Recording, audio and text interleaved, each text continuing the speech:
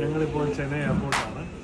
ഞങ്ങൾ ഇതുകൊണ്ട് ഒരു കാര്യം ചെയ്യാൻ പോകും. അതെന്താണെന്നുള്ളത് ഫസ്റ്റ് കാലിനോട് പറയുന്നത്. അത് മറ്റൊന്നുമല്ല, ഈ വാലന്റൈൻസ് ഡേയുടെ ട്രാക്റ്റ് ഞങ്ങൾ പോകുന്ന ഫ്ലൈറ്റിൽ ക്രൂവിനും അപ്പോൾ തന്നെ പൈലറ്റ്സിനും ഒന്ന് കൊടുക്കാൻ ശ്രമിക്കുക. നമുക്ക് നോക്കിയാലോ?